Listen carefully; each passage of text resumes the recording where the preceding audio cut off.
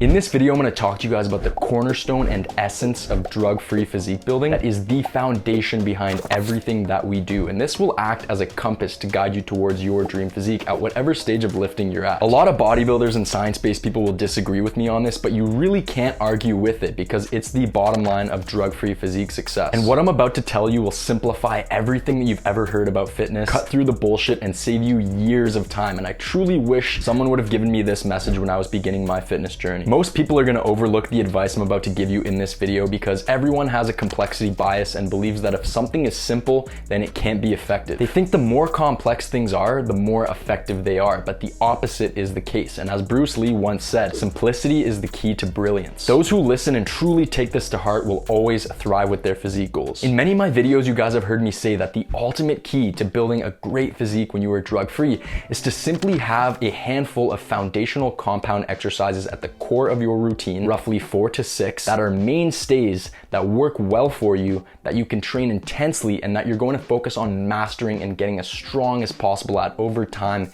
in good form. If I was to work with someone one-on-one to help them achieve their physique goals, the first thing that I would do is help them to discover their 4 to 6 mainstay exercises that work well for them, that they can train intensely, and that they're going to devote themselves to mastering and getting as strong as possible at. It could be the classic barbell lifts like a basic squat, bench press, deadlift, overhead press, weighted chin up, and row, or it could be a completely different set of alternatives, such as maybe the trap bar deadlift, Romanian deadlift, seated overhead press, dip, weighted pull-up, etc. You might even have to use a machine alternative for a free weight exercise that you can't perform due to injury limitations, and that's fine. Many people have accused me of being dogmatic when it comes to exercise selection because I like the classic barbell lifts, and I do, and I believe that they are worthy of being mainstays in your program if you can train them productively and you don't have any injury limitations that prevent you from training them intensely. And anyone saying the classic barbell exercises are bad exercises is either a con man who's just trying to be contrarian for the sake of being contrarian, or they simply don't understand basic biomechanics. But do you need to train the basic barbell exercises? No. As long as you have big basic movements at the core of your routine that are going to build your base and your foundation and that you are striving to get stronger at, you will already be ahead of 99% of people. Once you've settled on what your mainstay exercises are going to be, you can vary the set rep format from time to time, but you don't want to change these exercises for a long time. Stick with them, master them, and get as strong as you possibly can at them. This will always serve as the foundation of your muscle and strength gains, no matter what stage of lifting you're at. From here, you can add secondary isolation work for weak points, but always remember that this is secondary work and is only meant to plug the gaps left by your core mainstay exercises. You must grasp with the inner core of your being that the key to successful weight training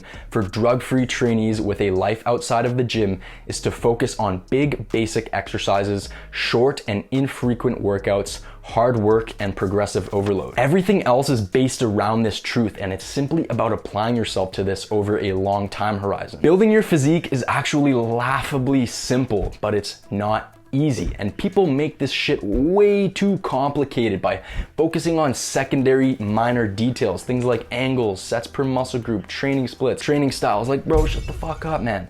You just gotta get strong. That's literally it. That's all you have to focus on. The most popular topics in YouTube fitness all have to do with secondary considerations, and this stuff is important. Don't get me wrong, it's very, very important, but you must understand that it's secondary to the fundamental cornerstone principle of progressive overload and getting stronger at a handful of basic exercises. Why do you think we use a low volume and frequency of training? Why do we train hard? Why do we emphasize recovery? None of this stuff is special in and of itself. We utilize these tactics in order to achieve the overarching strategy of progression on our core foundational exercises. Due to bodybuilding culture, very few people nowadays understand the relationship between size and strength in drug-free lifters. Though the biggest muscles are not always the strongest and the strongest muscles are not always the biggest, for the great majority of drug-free trainees, there is a very strong relationship between size and strength. If all other factors are kept constant,